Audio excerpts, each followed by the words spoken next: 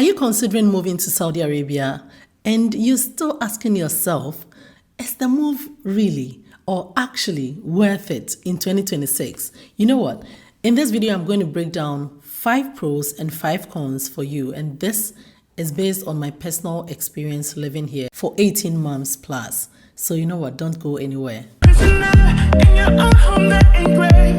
If you're new here, this is Explore with jominta. This is where we do world travel, show you the real life abroad as we travel, and also the culture, the food, lifestyle, cost of living of the places we go to. So I've got my notes here, which I'm going to refer to. So when I look here, I am not ignoring you at all. But the first thing I have put down is more time. The reason why I am talking about more time is because when you are a worker, a professional worker here, I know that you work on Sundays, Mondays to Thursdays, then Fridays, Saturdays. Sometimes Saturdays, some people do work every other Saturday. But the commute, if you are based on site or if you're based in the same town, the commute isn't as when we live in the UK. Most people work in London because that's where the money is. People are able to further their education, to train for a skill, because the bills in the UK and in the US do not come with us. That is one of the great things. So you get more money to spend on this. If you don't bring the Western consumer lifestyle here, then you get more money to further education with the time that you have, and also, or train for a skill. So the second one I've written down is you can start a hobby. And because you have some time for yourself, you can start a hobby which can turn into a stream of income. YouTube is what many people are doing now, and I am also doing, because I moved here. I closed my business in the UK. We moved here and didn't have anything to do, but I had in mind to do YouTube fully, because I had started some years ago and just halted it. So you can also do YouTube, talk about what the new culture and all the, share your experience with people. This keeps you going, otherwise you're going to be bored.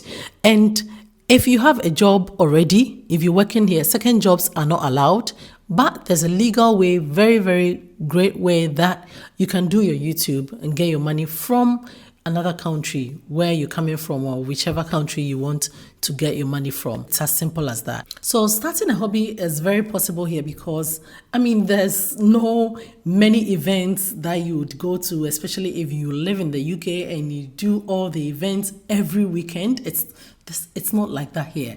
And you're saving on commute time and all those, the little amount of time that you have for yourself is compounded over time, can help you start that hobby, and it will grow into a stream of income. One thing you should know though, that before coming here, you need a VPN. So Surfshark is what I recommend for everyone. It is great because at the end of the day, you are able to browse outside of this place if you want to check your bank account, if you want to watch something on Netflix, which you want to change the location. If you want to even buy tickets, that's what I do. I use it to check tickets, and Surfshark especially is great for that. So you can change the location and then you get great ticket prices. And this is 86% off if you use my link in the description. 3 months free trial. So it's a no-brainer because you need a VPN before coming. And remember to download it, because when you get here, you can't download it. So check the link in the description. Now we come to healthcare, and UK's healthcare is free, NHS is free, but the wait time is frustrating sometimes. Sometimes you have to wait for weeks, sometimes months. I had to wait for 8 months before getting an ultrasound appointment, because I had done surgery and I needed an ultrasound because I felt this sharp pain in my abdomen. And 8 months before I got an appointment. It's very funny saying it now, but it's really terrible, because what if something had happened? What if something was happening, but I had to wait for good 8 months? And that's how it is. But here, you get appointments in minutes. And if you're an expat, a professional expat, it means these appointments are what covered. So basically, your dental appointments, eye care, etc. If you have a good insurance, so this all depends on the offer you are given. And what people do, the mistake people do is when they are coming, sometimes they go like they're not bringing their family, and then later on they bring their family. So if you're not bringing your family, then maybe your offer isn't that great. So always check your offer. Check everything you are given, your accommodation, how much they are giving you, school fees. We get school fees for the kids, but we don't even use it. And insurance, you need to check the premium or the type of insurance level you are given. If you are coming here to work and you don't have insurance, then I will recommend 𝐶𝐻𝐿 travel medical insurance for you, at least to get in here and then find a good one. Because if you're an expat, the insurance is paid for you. Recently, ours was changed to Bupa, and eye care, my son had this drops on his eye, and that was when we paid £9, that's 45 reals for that drops. Normally we wouldn't pay for it, but if we're going out of the country, we can't use the insurance that's on my husband's work. So we also will stick to 𝐶𝐻𝐿. So do check it. The link is in the description if you need a travel medical insurance. But healthcare, you get appointments so fast, and referrals, oh my goodness, so fast. So we see a doctor, if you have to be referred, he refers you, and you book the appointment when you are going out. And sometimes you get it on the same day. Sometimes you have to even choose when you want the appointment. That's the amazing thing. So healthcare, yes, it's one of the things coming here. I go like, this is amazing. Now I come to safety, and I talk about this every time. I even did a challenge as in a video on my other channel, which I can link the video in the description below. So any video that I link to this video will be in the description below, where it says more. You see all the videos linked, and you can check them out. So I went out just to show people that, yeah, this is it. Because many people comment and say, well, this is not a safe country and all that. But living here for 18 months plus, the safety that we have, you go out, you don't even look, you don't check behind you. I told my kids once that this is the safest place I've lived, because even when I lived in my original country in Africa, I didn't really feel safe like that, especially walking at night. So I really feel safe here. My kids feel safe. They go out 7 o'clock every evening to just play with their newfound friends, play basketball, play cricket, and they don't think about, you know what, we shut our door, we don't lock it. That's the funny thing. So we shut the door when we are sleeping, when we're going out. There's nothing like locking it. Sometimes I go like, okay, let me just lock it. But then the door can be opened and no one is coming. So you know of places where they say the place is safe, but there's petty crime. It's not here. You are not afraid of being robbed. You're not even afraid of being stabbed. You are not afraid of being talked down to when you are watching, because they are staring at you because you are different. So we might as well all stare. So you can also stare, and it's fine with everyone. But in the UK, you look at someone for just a few minutes and they go like, they are angry. Why are you watching them? Aside safety, one thing I love is travel. You are able to travel because find yourself, surrounded by Asia, India, Africa. You can travel to so many places that you couldn't travel to from the UK because it's so expensive. What I loved about the UK was we were able to travel to Europe so easily. And that is that. The reason why even though the flights are affordable, the reason why you are able to travel so many times in a year is because you are not taxed 20 to 40% out of your income. So there's no personal income tax here. So you get all the money and it will all depend on you to either squander everything or use some for your little luxuries. Some of the little luxuries is travel, to travel to different places, to explore different places, and just get out of where maybe you are for some time, just to refresh your mind. Now we come to the cons. So basically food, and this doesn't apply to everyone.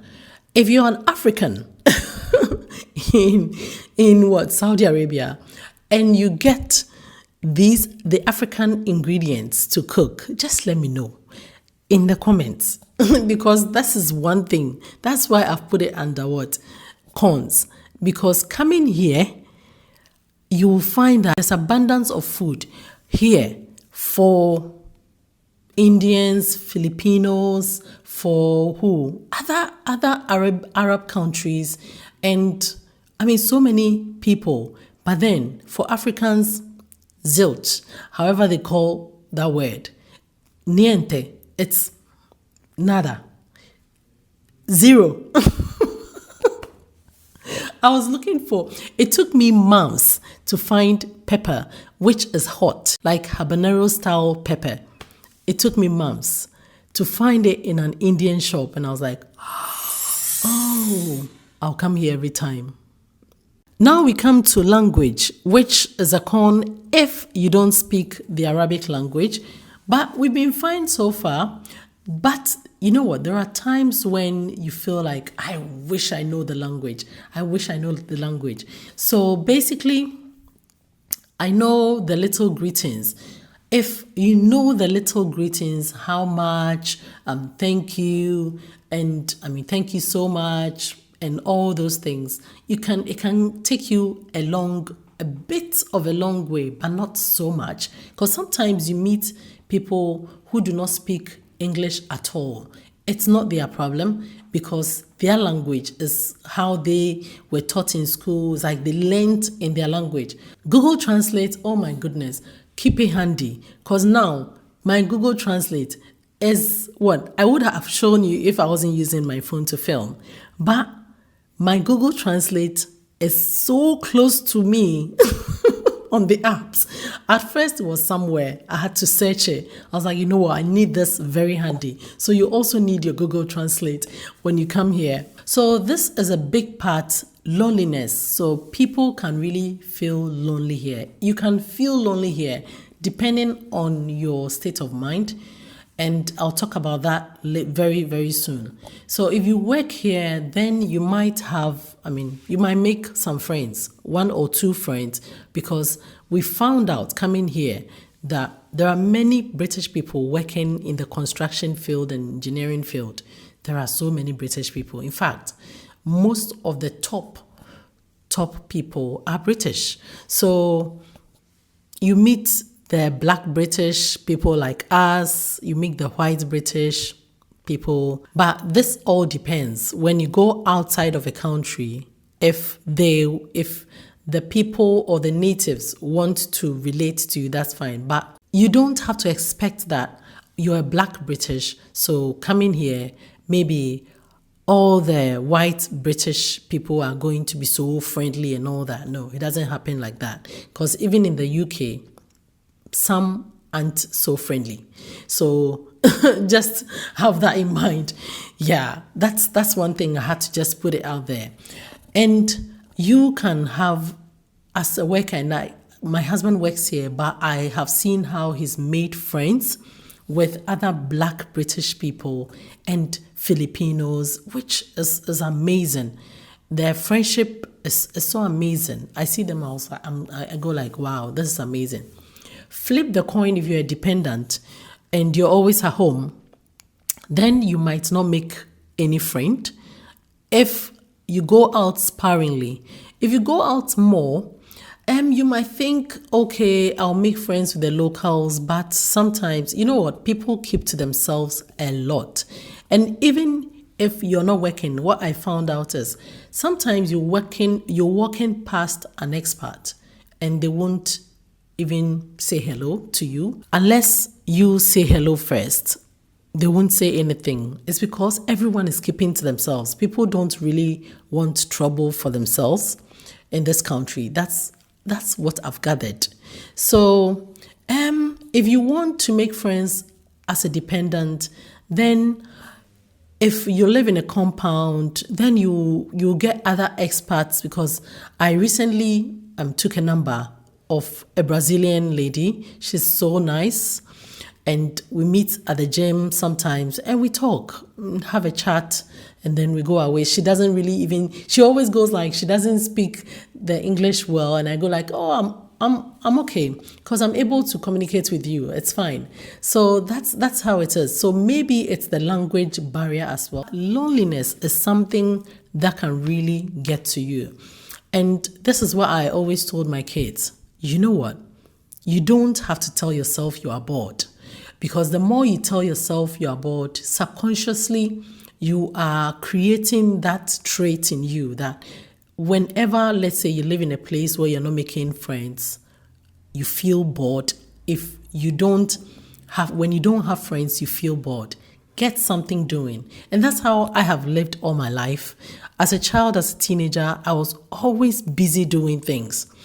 My arts, my fashion drawings, my sewing. I was always doing things, and that's what my daughter has picked as well. She's doing her paintings. She has so many hobbies to do. When you do that, when you tell your kids that if you're moving them here, in a way you are helping them to have confidence in wherever they are, whether they make friends or not. And you know what? The amazing thing is, after telling them this so many times, recently they've made amazing friends from Australia, from Pakistan, from Egypt, from wherever you can think of, and they go play basketball with them. So that's how it is.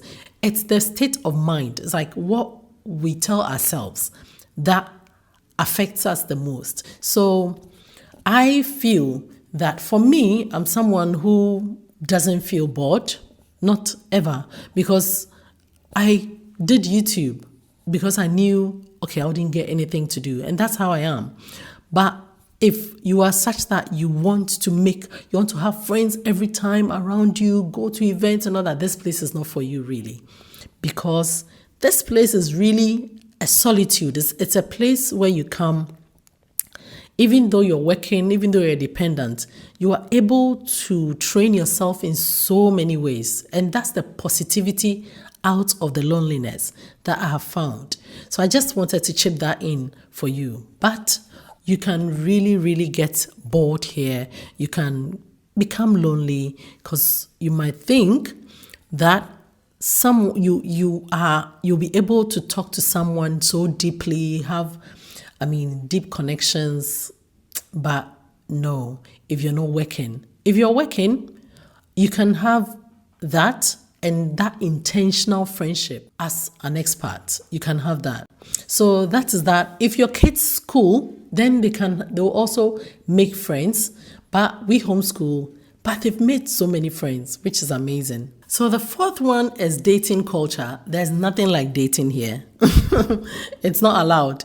So what I have written down. So basically, if you have a teenager who wants to explore, dating and all that, these things, for me, I don't rule them out because it helps a person as an individual to be able to relate to the opposite sex, to know how to relate to them well. And this is my family's point of view. If you agree with me, let me know, because I feel that as the kids grow to a point, 17, 18, 19, I mean, if they are able to have a friend who is the opposite sex, to have that friendship, it helps to build something within them or in them. That's our point of view. So there's no dating here, but one thing I like is the fact that for us, we travel. We travel a lot. So for instance, we went to Portugal and I noticed that my son was really, really, really interested in Portugal. And I asked him, why do you like Porto especially so much? He was like, because I could see that I can fit in so easily. No one is going to there's nothing like I am the only person because you've got so many curly haired people. That's what he said. And I was like, okay, yeah, so he spotted some. So we are always worrying him about that. But there's no dating culture here. So if you are thinking of coming to grab someone here, it's not possible. It's not done. It's not done here. So maybe once in a while, just pass through other places where you can take some vacations and look through. So that's what I told my son. So I was like, once we were walking in Porto, you were looking through, and he was like, of course. So that's how it is. No dating culture, no dating. So the last one I'm going to talk about is the dress code, which, well, someone will find it maybe insensitive. But how I'm going to talk about this is, it's great to dress, modestly. I just love it when a woman dresses modestly. And this is one of the reasons why when I watch Korean dramas, I love it, because you don't see, the women dressed so weirdly. And I pointed this out when I was in the UK to my daughter. I was like, you see how they are dressed so well? You don't have to, in my opinion, you don't have to reveal so much to look beautiful. Yeah. But the only downside is that when you live here for a long time, and this is what I realized when we went out for the first time, when you have come from the Western countries and you come and live here for a long time without going out to places where they dress normally, as in normally, yeah, like the UK, yeah. We went to the US and it was over the top. So the way the hot pants and all those things, oh my goodness, I was like, wow, this is bold. So if you don't take time, what happens is when you go out to these countries, even wearing a skirt becomes a problem for you. And this is what I don't want for my daughter, because we got to the UK and she didn't want to wear a skirt. Meanwhile, I've bought skirts. So the only thing is, when you stay here for a long time, your wardrobe is going to be long sleeves or your shirts like this and trousers. Let me know if you agree with me. But I am conscious of this. I don't want her to go out of the country we travel and she doesn't want to wear a skirt. So that's one thing I have noticed in terms of the dress code. Do you still think it's worth moving to Saudi Arabia in 2026? Subscribe to the channel if you haven't yet done so. It's a favor we are asking of you. Comment, engage with us. Thank you so much. If you enjoyed this video, then you're going to enjoy this one here. I'll see you in the next one.